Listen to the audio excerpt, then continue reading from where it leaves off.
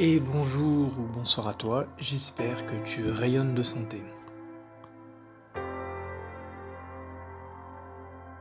Voici la vidéo comme je l'avais annoncé dans les 5 piliers du Reiki, les sphères de réalité, ou les bulles de réalité comme on pourrait les appeler. Tout ce qui va suivre n'est uniquement que mon interprétation, mes croyances, et elles n'appartiennent qu'à moi. Et vous pouvez y participer, les intégrer, tout ou partie, libre à vous, mais en aucunement elles ne sont là pour être la vérité absolue. Donc ces sphères de réalité ou ces bulles de réalité, nous allons en faire une coupe tout à l'heure de cette bulle, de cette sphère, pour placer, planifier, mettre à plat ces choses, pour essayer de comprendre. Alors pourquoi cette vidéo ?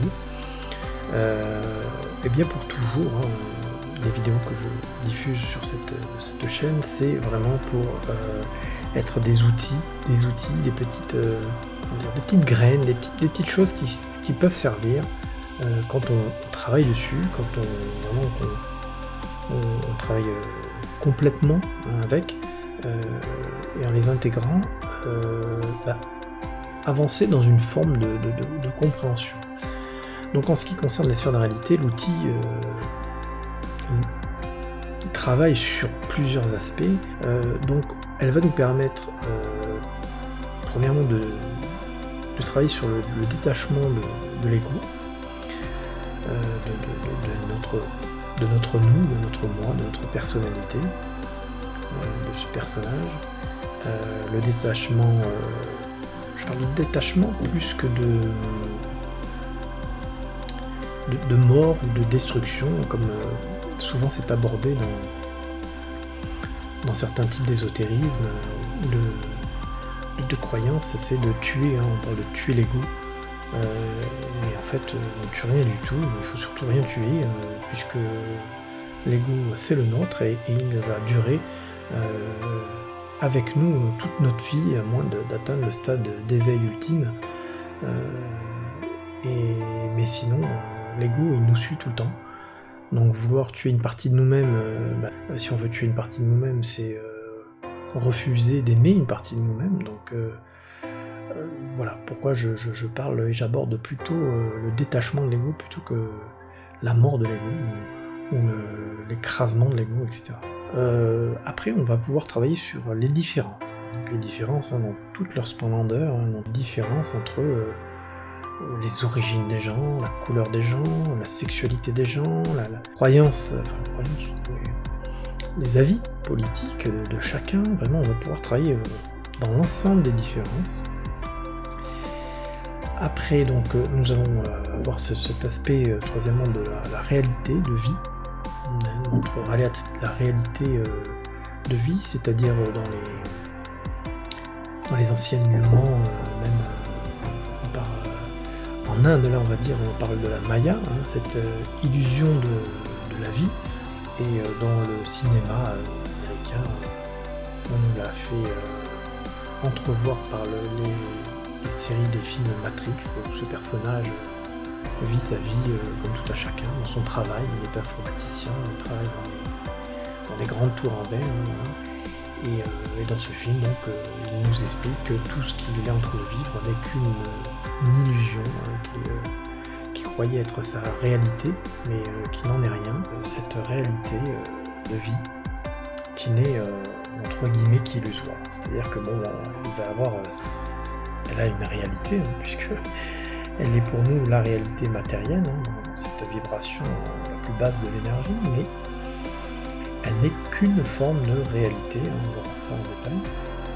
Ensuite, le quatrième aspect, on va dire, on va pouvoir travailler sur notre bagage, on appelle ça le bagage, la valise, le sac à dos, le baluchon, on peut appeler de toutes les façons possibles, et c'est ce que l'on transporte depuis toujours, et c'est donc on va aborder ce travail, on va pouvoir faire un travail intérieur par rapport à ce bagage, on va pouvoir faire des nettoyages par rapport à tout ce que l'on aura embarqué avec nous.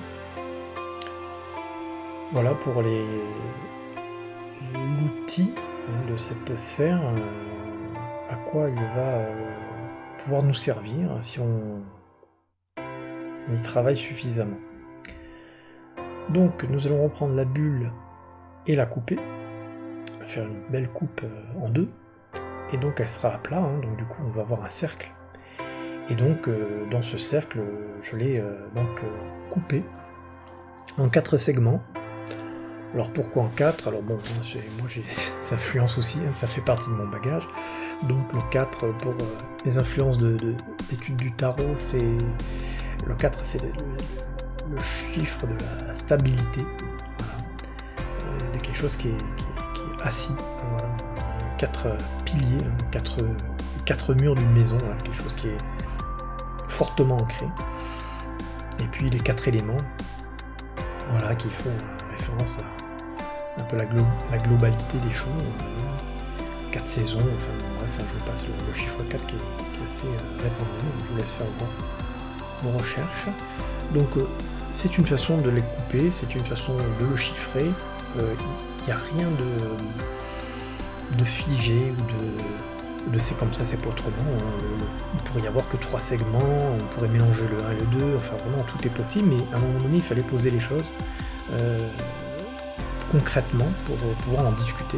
Donc voilà, c'est coupé en 4 pour le coup, et il y a un noyau central, donc on parlera de ce noyau, donc le noyau qui représenterait le tronc commun à nous tous, à toutes nos sphères de réalité, puisque là on parle vraiment de la sphère de réalité et les bulles, c'est nous, c'est la personne dans sa globalité, c'est ça ses sphères, c'est ça ses petites bulles, d'ailleurs l'expression être dans sa bulle, donc c'est vraiment les bulles ce sont nous, et donc il y a un tronc commun qui serait donc cet enfant intérieur, ça serait l'âme, le divin en nous, la reliance, le soi de Carl Gustav Jung, le noyau, le 5e élément là pour le coup qui peut-être qui unirait les quatre tronçons découpés dans ce camembert, on va dire. Donc pour la première partie de ce camembert, le numéro 1, donc j'ai associé au karma, aux vies passées, à tout ce qui est inconnu de nous, on va dire, mais qui pourrait être notre bagage, c'est-à-dire même l'avant-naissance, c'est-à-dire ce qui s'est passé dans le ventre, dans l'attente de notre arrivée, l'enfant qui a été voulu, pas voulu, etc. Donc, alors, il y a une part, voilà, quand je parle je mets des points d'interrogation, parce que ça peut être aussi, on peut y croire, on peut croire au karma et aux réincarnations, donc on va laisser ce 1 comme il est là, figé, ou alors on peut ne pas y croire, mais eh bien, on travaillera avec les 3 autres tronçons, peu importe, c'est pas grave. Mais voilà, moi je les ai mis à l'intérieur parce qu'ils peuvent faire partie d'une réalité complète, on va dire, puisqu'il y aura les 3 qui seront concrètes par rapport à la vie physique, et puis cette partie qui est un peu moins concrète, mais qui est potentiellement une réalité. Donc le 2e tronçon correspondrait au lieu de vie, son pays, son lieu de naissance, l'endroit où on est arrivé, et puis donc qui correspond à notre culture, puisque le pays automatiquement vous apporte un certain type de culture, donc il y a déjà une forme d'éducation par rapport à ce pays, on est un peu formaté à ce pays, à cette culture. Le 3e tronçon, donc il correspond à notre éducation, donc l'éducation dans son ensemble, l'éducation parentale, nos parents, uniques ou pas uniques, nos parents adoptifs, ou le centre qui nous a accueillis, etc. Les fratries,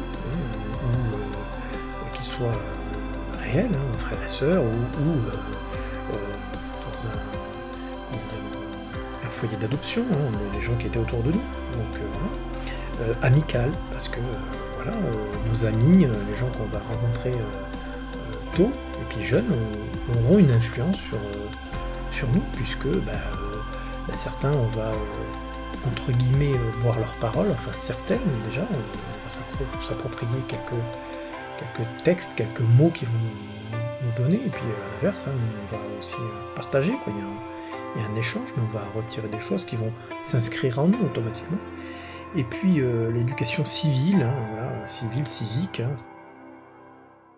ce fameux 4e tronçon, donc c'est notre histoire. Voilà, c'est notre histoire, subie, entre guillemets, ou choisie. Voilà, alors là, il y a un grand débat sur est-ce que on subit les choses, ou est-ce que ce sont des choix liés, par exemple, au karma, donc au tronçon 1, voilà. Donc là, on commence à faire des interactions entre les tronçons, ou est-ce qu'on les choisit? Bon, en tout cas, ce qui est sûr, c'est que par rapport à notre tronçon 2, on va dire, et 3, il y a des choses de notre histoire qui seront subies. On va subir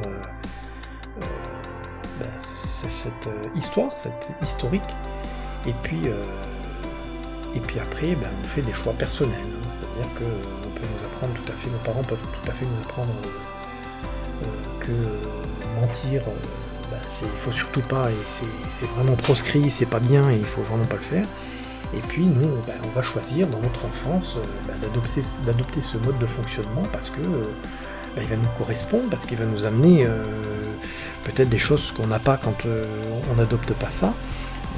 Alors donc attention, quand je parle de tout ça, je ne fais pas l'apologie des mensonges, bien au contraire, mais je prends le recul pour vraiment, parce que le travail sur les sphères, c'est vraiment d'être extérieur à tout ça, c'est vraiment de le prendre de loin, d'avoir une vision un petit peu éloignée de tout. Donc voilà l'exemple du mensonge qui pourrait être imposé par notre éducation parentale et que nous aurions choisi de faire différemment. Donc voilà, vous avez un peu compris tout ça, j'apprends rien à personne, de toute façon en travaillant avec tout ça, j'apprends rien à personne parce que soit vous l'aviez déjà compris, soit vous l'aviez déjà peut-être même intégré, soit de toute façon vous le saviez intérieurement. Tout ça c'est quelque chose qui est à l'intérieur, que tout le monde sait. Je vais pas vous apprendre grand chose, mais voilà, on va travailler dessus, se pencher dessus pour s'en servir. Voilà.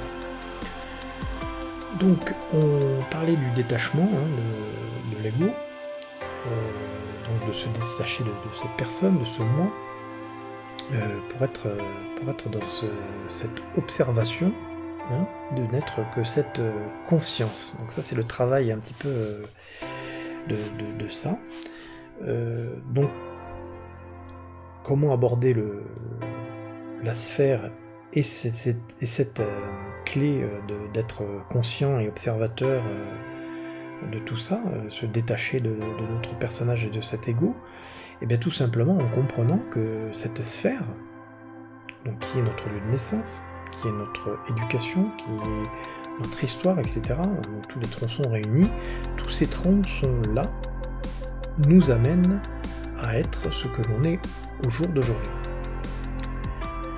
Donc nos croyances, ça je n'ai pas précisé aussi, mais nos croyances elles sont issues de notre histoire, de ce qu'on a choisi de lire, d'écrire, de voir, voilà.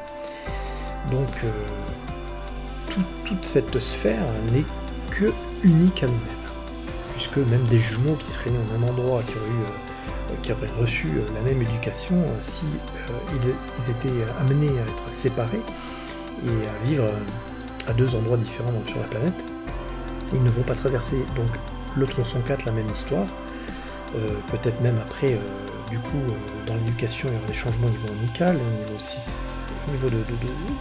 niveau civil peut-être aussi, donc ils seront, du coup, ils n'auront plus la même sphère. Leur sphère ne sera plus identique, ils peuvent être amenés à avoir par exemple des opinions politiques différentes, en fonction de l'endroit où ils vont être et de l'histoire et de ce qu'ils vont vivre, chacun de leur côté.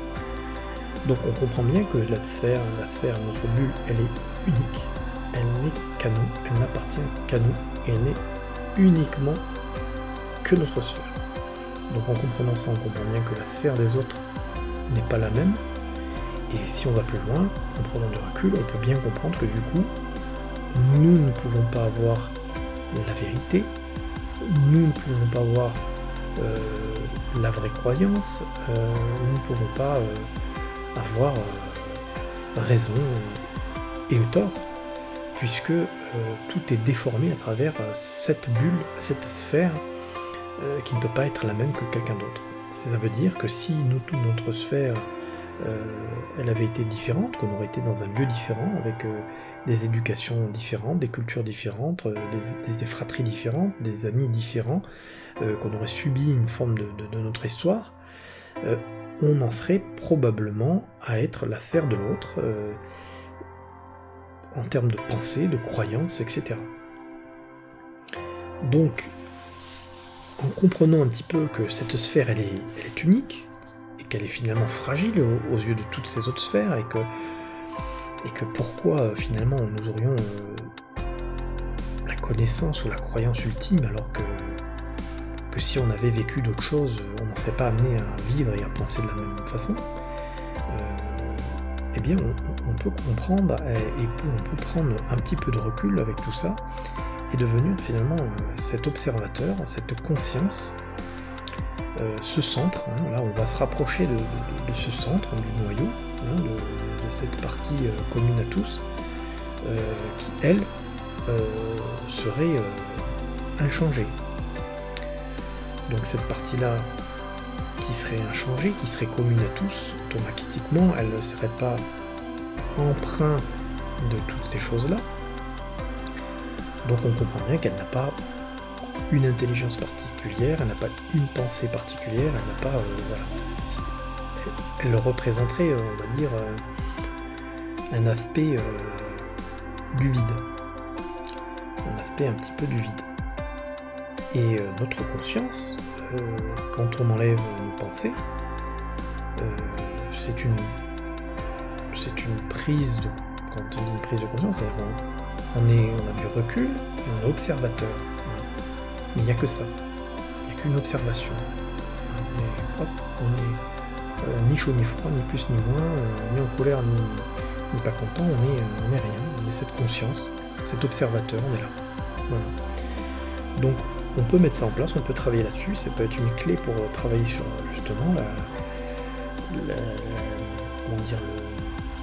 adoucir cet ego, parce que l'ego, il veut toujours plus, il veut toujours avoir raison, il veut toujours être plus fort que les autres, il veut toujours plus, c'est ça, l'ego c'est toujours plus, que ce soit dans tout, la sexualité, la matière, c'est toujours plus, mais voilà, pourquoi par rapport à un autre, pourquoi on serait supérieur à un autre, pourquoi nos pensées seraient dominantes par rapport à un autre, rien du tout, puisque on serait l'autre, on serait l'autre, et pas notre sphère, on serait sa sphère. Donc on peut comprendre que toutes les sphères sont réelles, sont vraies, sont justes, mais que pour cette sphère. C'est-à-dire que mes croyances et mes pensées sont justes, sont vraies, mais uniquement pour moi. Alors, elle peut ressembler à d'autres sphères, c'est ça qui est intéressant, même disséminée dans le monde, on peut se rapprocher au niveau de la croyance par exemple, une forme de spiritualité, on peut se rapprocher de quelqu'un qui vit au Tibet, parce que lui il va être dans la non-violence, etc. Donc on pourrait tout à fait avoir des points communs, mais automatiquement on aurait des choses... on pourrait être amené à dire oui, je suis pas d'accord avec ça, etc. Mais comme cette personne pourrait penser le contraire. Mais donc c'est voilà. Le premier travail, outil, le détachement de nous-mêmes, l'observation, de se dire que finalement nos croyances, notre savoir, nous-mêmes, c'est pas forcément quelque chose de pur et dur et de figé, c'est quelque chose qui est unique. Voilà. Unique à nous. Donc, l'autre plan de travail, donc c'est l'acceptation de notre personne, s'accepter comme on est, s'accepter avec tout ce qu'il y a, tout le bagage, puisque le bagage, c'est ces tronçons-là, comme je le disais, ces tronçons-là avec le 1 pour ceux qui pensent qu'on a le bagage des vies passées, et après pour ceux qui n'y croient pas, ils enlèvent ce bagage-là, mais en attendant, ils ont tout le reste. Donc l'acceptation de ce que l'on est, avec notre valise, avec tout ce qu'on a au jour d'aujourd'hui accumulé, de ses croyances, de ses pensées, voilà. Et puis la différence des autres, comprendre l'acceptation de la différence des autres. C'est-à-dire que peut-être que la personne pense comme ça, elle dit ça parce que dans sa sphère de réalité, elle ne peut que penser ça et que dire ça et que agir probablement de cette façon-là, parce que elle, avec ce qu'elle a traversé, ce qu'elle a été amenée à vivre, eh bien ça a créé cette condensation dans son mental de croyances, de savoir, et du coup elle est différente de la nôtre. Donc automatiquement, si elle est différente de la nôtre, ça nous plaît peut-être des fois pas forcément. Donc on est contre cette sphère-là. Voilà. Mais bon, quand on commence à travailler dessus et qu'on commence à comprendre que notre sphère, elle n'est pas différente finalement de celle des autres, enfin que le noyau, que la conscience n'est pas différente de celle des autres, et que tout le reste, ça c'est qu'un bagage, et que si on déposait les bagages, on pourrait commencer à entrevoir des choses différemment. Voilà, donc que la matrice, c'est les notions de la création de sa réalité, c'est-à-dire qu'on a créé nous-mêmes notre réalité, ce qu'on pense aujourd'hui, ce qu'on vit aujourd'hui, tout est créé par tous ces petits camemberts. Donc on pourra travailler sur la réalité qui est la nôtre uniquement, qui n'est pas forcément la vraie, c'est l'histoire de la Maya, l'illusion des choses. Voilà. Et puis on va pouvoir travailler sur le fait de pouvoir faire la paix avec notre bagage. La paix avec notre bagage et de se dire que toutes ces croyances, toute cette éducation, eh bien, elle était nous jusqu'à présent, mais si nous décidons qu'elle soit autre aujourd'hui, eh bien, on peut le choisir, puisque notre histoire, il y a le choix. On a le choix de se dire à partir d'aujourd'hui ce qu'on m'a dit tout le temps sur peu importe l'exemple, à partir d'aujourd'hui j'ai plus envie de croire en ça, j'ai plus envie de vivre avec ça, parce que ça me convient plus, parce que je le vibre pas, parce que je le conçois pas, parce que finalement pourquoi je penserais ça, pourquoi j'aurais cette vie là, voilà. On peut faire ce boulot là, c'est-à-dire qu'on peut arriver à refaçonner une nouvelle personnalité, un nouveau personnage, on peut refaire un nouveau masque de notre personnalité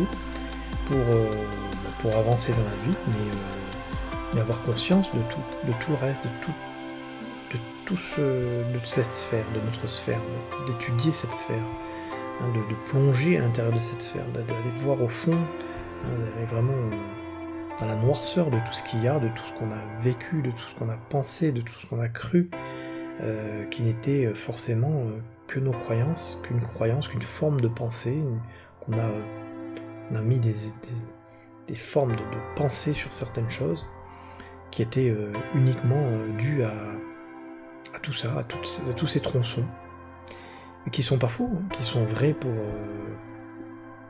pour ce que ça a été traversé. Ça a amené cette réalité, c'est vrai, pour nous c'est vrai. Et pour celui qui a son autre sphère et qui pense différemment, c'est vrai aussi. Mais dans l'ensemble, globalement, c'est ni vrai ni faux. C'est ni vrai ni faux, chacun a sa vision, chacun a sa réalité, chacun a... Voilà, ça devient... c'est plus vaste. Voilà, ça c'est... On peut comprendre quand on commence à retravailler sur la conscience. Donc on peut comprendre, du moins essayer de comprendre cette unité, ce noyau, le centre de tout ça, ce lien qui nous unit tous, ce qui est commun à tous, cette conscience. La conscience, c'est vraiment un état qui est commun à tous, même si finalement il y en a beaucoup ne laissent peu de place, hein, puisqu'ils sont dans le mental beaucoup, hein, penser tout le temps, ils sont pas dans l'instant. Alors c'est vrai que quand on pratique beaucoup de méditation, beaucoup de recentrage, voilà, qu'on retravaille un petit peu avec cette forme de conscience, on commence à se détacher, oui, pas mal du reste. On commence à se détacher. Donc voilà, ces sphères de réalité, voilà, je voulais les poser, je voulais en donner une explication et donner ces pistes de travail qu'on peut avoir différemment, hein, donc se détacher un petit peu de l'ego, mais pas le réprimer, hein, pas dire voilà, mais c'est horrible, je pensais ça, mais c'est pas bien. Non, il faut savoir accepter, savoir qu'on est amené à penser comme ça, sans doute parce qu'on a traversé ça, et que ça s'est figé. Mais voilà, c'est juste que on peut décider aujourd'hui de changer cette forme de pensée, cette forme d'attachement, voilà. Et voilà, de travailler sur les différences, hein, de comprendre que celui qui veut toujours avoir raison, il n'a pas toujours raison, mais nous non plus. Hein, c'est-à-dire que si quelqu'un veut nous imposer une forme pensée, une forme de croyance, non, il n'a pas plus raison que nous. Sinon on ne veut pas adhérer, on n'adhère pas, parce que si on veut adhérer, on adhère, mais du coup on rejoint sa sphère, donc on aura les points communs avec cette sphère, mais en tout cas nous-mêmes, nous sommes libres d'adhérer ou de ne pas adhérer, on n'est pas... Après voilà, on peut parler de ce qui est subi, hein, ça peut être sous contrainte, hein, parce que c'est sûr qu'il y a des pays où on est contraint d'eux, mais on peut avoir la forme de recul, hein, qui est amenée vraiment quand on travaille à penser là-dessus. C'est pour ça que je voulais aborder ces sphères. La réalité de la vie, hein. Donc les différences, la réalité de la vie, vraiment voir les choses différemment. Et puis ce bagage, tout ce qu'on se traîne, voilà, tout ce qu'on se traîne et qui peut nous nuire et nous faire mal, il faut aller voir au fond. Il faut les nettoyer, il faut ranger la chambre, il faut tout mettre à plat. Tout ce qui nous dérange, tout ce qui nous empêche d'avancer, quick, il faut tout couper. Il faut retravailler. Si on fixe les choses, si on pense à des choses, si on raisonne tout le temps avec, on va les expérimenter. Voilà. Parce que dans notre vie, on peut vivre ce qu'on veut de notre réalité, de notre sphère de réalité. On peut transformer notre sphère et la faire vibrer et vivre dans notre mental et dans notre vie ce qu'on a envie. Voilà. Si on a envie de voir le verre à moitié vide, on le verra à moitié vide. Si on veut le voir à moitié plein, on le verra à moitié plein. C'est parce qu'on va fixer les choses là-dessus. Et du coup, tout ce qui va vibrer avec, ça va au niveau énergétique, ça, on comprend ça, puisque c'est des polarités. Hein, donc si on vibre une certaine énergie, c'est tout ce qui concerne la loi de l'attraction. Il y a des tas de livres là-dessus, des tas de vidéos, on en parle tout le temps. Mais c'est ça. On va vibrer une certaine énergie, et du coup, on va être avec cette énergie-là. Et si on vibre l'autre, on va être avec l'autre. Mais il n'y a pas foncièrement une vérité, une justice entre l'une et l'autre. On peut se rapprocher de cette croyance aussi du noyau, hein, si on peut dire que c'est le divin en nous. Le divin en nous, voilà, il n'est pas dans ces camemberts-là. Ces camemberts-là, ils n'existent pas. Enfin, ça existe, mais c'est tout à la fois. C'est-à-dire que si on peut parler d'une notion de Dieu, Dieu est la notion intégrale de tout. Il est tout à la fois. Donc voilà, c'était cette petite vidéo qui donne des petites pistes de travail, des petits outils, hein, pour travailler, hein, comme je disais, détachement de l'ego, la différence, la réalité de la vie et le bagage. Donc voilà, on peut travailler sur ces axes juste en comprenant quelle est notre sphère de réalité, pourquoi au jour d'aujourd'hui on pense comme ça, on est comme ça, on est cette personne-là, enfin on pense être cette personne-là, mais on n'est pas forcément... Enfin, on l'est, oui, au jour d'aujourd'hui, mais on peut devenir une autre personne, on peut tout à fait changer, hein, parce que on peut changer les tronçons, on peut changer notre sphère elle est transformable à volonté. Donc je vous encourage à vibrer d'une belle énergie, hein, pour être dans le bonheur, et je vous encourage à changer tout ce qui ne vous correspond pas dans vos croyances, parce que si elles vous font du mal, changez de croyance, allez vers des croyances qui vous font du bien.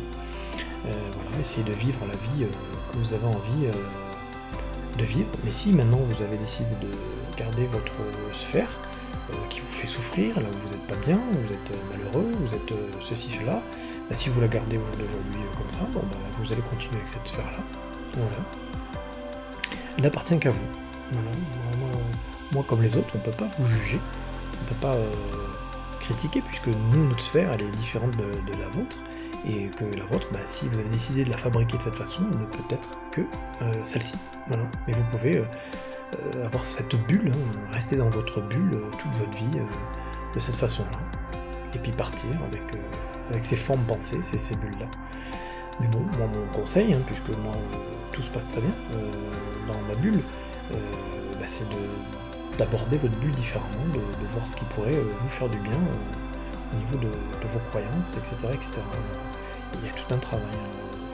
Après, j'encourage les gens à aller voir des personnes qui pourraient, qui soient dignes de confiance d'une part, mais qui pourraient les aider dans leur cheminement pour aller aussi transformer et aller en profondeur pour nettoyer tout ça, etc., etc. Donc ça, on peut le faire hein, avec notamment le Reiki, méthode de soins énergétiques, voire des psychothérapies, l'hypnothérapie, il y a beaucoup de choses avec lesquelles on peut travailler tout ça. Mais voilà. Donc c'était les sphères de réalité. Portez-vous bien et à bientôt pour d'autres outils.